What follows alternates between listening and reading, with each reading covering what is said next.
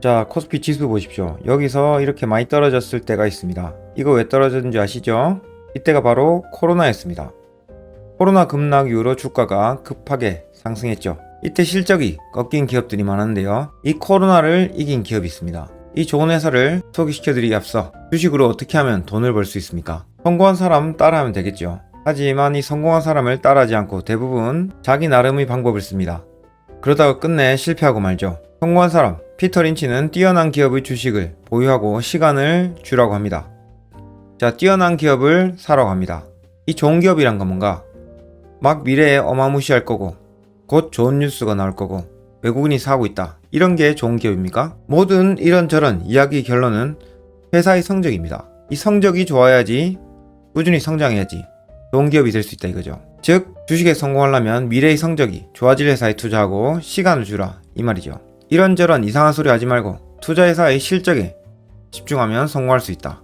자, 매출액, 영업이익이 꾸준히 증가 중인 회사가 있습니다. 얼마나 증가 중이냐? 매출액 보십시오.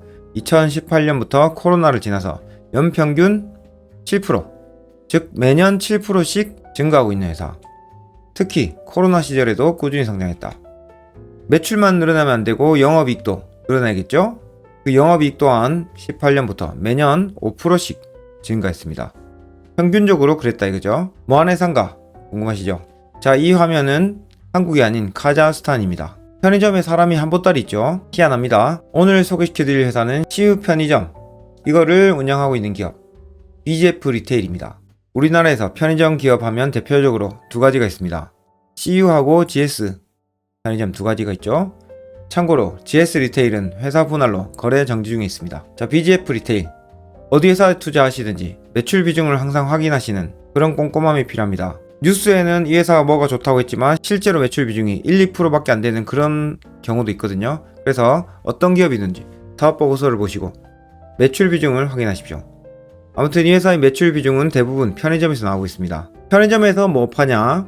도시락, 튀김, 과일, 야채, 화장품, 샴푸, 린스 가지가지 다 팔고 있죠. 이것들의 공통점이 뭡니까? 비싸도 우리가 당장 필요해서 사는 것들이죠. 이런 특징으로 비싸더라도 구매할 수 있다, 이런 장점을 가지고 있습니다. 요즘에 쿠팡이니 알리익스프레스니 인터넷 구매가 유행하고 있지만 편의점 주식은 다르죠. 편의점은 당장 내가 필요해서 접근성이 가까운 곳, 거기에 소량으로 사는 특성이 있습니다. 그래서 인터넷 구매하고 다르다. 그 이후로 편의점 매출은 꾸준할 것으로 예상할 수 있습니다. 자, CU는 2012년 일본 패밀리마트에서 라이선스 계약을 종료하고 독자 브랜드 CU를 성공적으로 런칭했습니다. 이게 바로 한국형 편의점 모델을 정립한 근거였죠.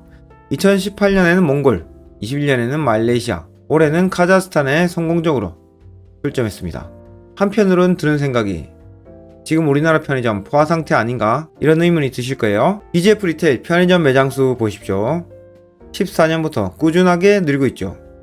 올해 1분기까지만 해도 계속 늘고 있습니다. 이 특징은 왜냐? 편의점은 진짜 내가 가까운 곳, 거기 있어야 되죠. 그런 특성 때문에 가까운 곳에 계속 늘어나고 있습니다. 넷플릭스 흑백 요리사, 이게 인터넷에 엄청 이슈가 있었는데요. 외국에서도 많이 본다고 합니다. 이걸로 만들어진 밤 티라미수, 이런 것들이 CU에 출시됐고요. 이런 이유로 K푸드 인기 상승 가능성도 있죠. 이것뿐만 아니라 성장 가능성이 열려 있습니다. 그건 바로 몽골에서 난리난 한국 편의점. 편의점 점유율 97%, 몽골을 점령한 새 편의점 탐방기. 유튜브에 이런 게 많더라고요. 몽골이 실제로 가면 한국인지 몽골인지 모를 만큼 우리나라 게 되게 잘 팔린다고 합니다. 몽골 베트남에서 편의점 떡볶이 호빵 판다, 이거 전부 다 K컬처 돌풍 때문이죠.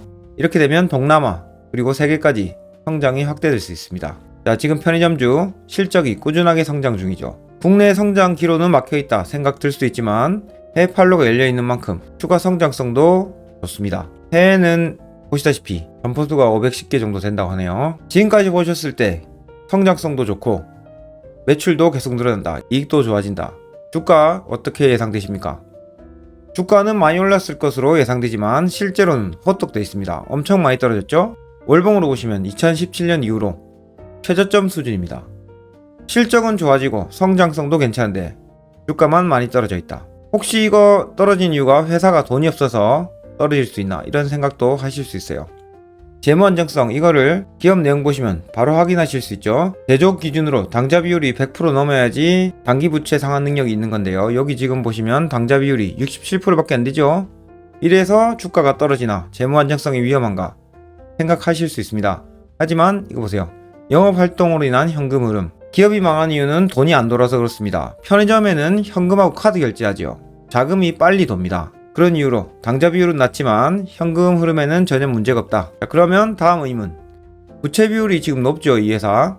이건 또 왜 그런가? CU에서는 본부 임차 매장을 증가시키고 있습니다. 기업에서 임차하는 형태죠. 그러면 감가상각비, 임대료가 증가하게 됩니다. 이렇게 투자하는 이유는 가맹 수수료가 높고 고수익이 나중에 기대될 수 있기 때문이다. 즉, 직접 운영의 장단점은 점포 보증금, 임대료 BGF에서 부담하지만 수수료가 높고 다른 편의점으로 갈아탈 수가 없다. 점주 입장에서는 소자본 창업이 가능하다. 이런 장점이 있습니다. 자, 이런 직접 운영 한다는 것은 어떻습니까? 나중에 영업이익률이 높아짐을 예상할 수 있죠.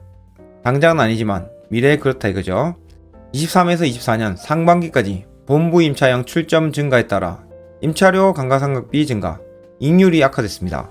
하지만 25년부터 차차 본부 임차형 레버리지 효과가 가시화될 전망입니다. 지금 보시면 이 회사 최대 매출, 주가는 최저 가격입니다. 그 결과 어떻게 됩니까? 그건 바로 PER로 나타나죠. 주당 순이익, EPS 대비 주가입니다. 즉 회사가 돈을 잘 버는데 주가가 떨어져 있다. 그러면 PER도 낮게 되는 거죠. 그리고 이 회사 그동안 PER 25배 가까이 갔었는데 지금은 10배 정도밖에 안 됩니다. 역대 최저 PER이다. 그러니까 지금 엄청 싸게 팔고 있다, 주식을. 그 말이죠. 그리고 편의점 주식 이런 거는 우리가 실제 소비를 맨날 합니다. 특별하게 소비 패턴이 바뀌지 않죠. 그 결과 매출액, 영업이익, 순이익 꾸준하게 이어집니다. 그런데 주가만 싸다. 이게 가장 이 회사에 투자할 이유가 큰 부분이죠. 뛰어난 기업의 주식을 보유하고 있다면 시간은 당신 편이다. 여러분들은 주식 투자 성공한 사람이 시킨 대로 할 준비가 됐습니까? 예스 하시겠죠. 여기서 우리가 간과하고 있는 게 있습니다. 그건 바로 시간 부분의 강조죠. 뛰어난 기업을 사고 시간, 이걸 주라고 했습니다. 시간을 주라. 우리가 기업의 실적을 왜 봅니까? 그리고 실적은 얼마 만에 나옵니까? 3개월 만에 한 번씩 분기 실적을 발표하죠. 이것을 궁극적으로 본 이유는 1년의 실적을 예측하기 위해서입니다. 그러니까 1년 실적 한번 보려고 분기 실적을 확인하는 거다. 그러면 1년 투자했다. 그럼 실적 한번 보고 그만둔다, 이 소리죠. 이거는 성공자가 말하는 주식 투자가 아닙니다. 시간이 더 필요하다 이거죠. 그들은 긴 시간이 필요하다, 이 말을 합니다. 어떤 기업이 좋다고 하면 분기 실적 확인을 통해서 1년을 예측할 수 있죠. 이런 내 투자 방향을 계속 확인하기 위해서 분기 실적 점검이 꼭 필요한 겁니다. 주식 성공은 좋은 기업, 그리고 시간입니다. 그래서 우리가 할 일은 좋은 회사를 사고 분기 실적 확인을 통해 좋은 기업임을 점검하는 것이죠. 좋은 기업, 성장하는 싼 기업입니다. 그리고 시간, 그리고 중요한 것 중 하나, 이런 회사를 분산해서 투자해 보십시오. 그러면 투자 리스크는 그들의 말처럼 제로가 됩니다. 주식 투자로 내 생각에 빠져 있는 사람들 성공하기 힘들 겁니다. 주식 투자할 때 가장 중요한 것은 겸손함과 투자 마인드죠. 지금 어려운 주식 환경에서도 이런 걸 잘 지키는 분이 성공하게 될 겁니다. 자, 시간을 주고 이 기업 지켜봅시다.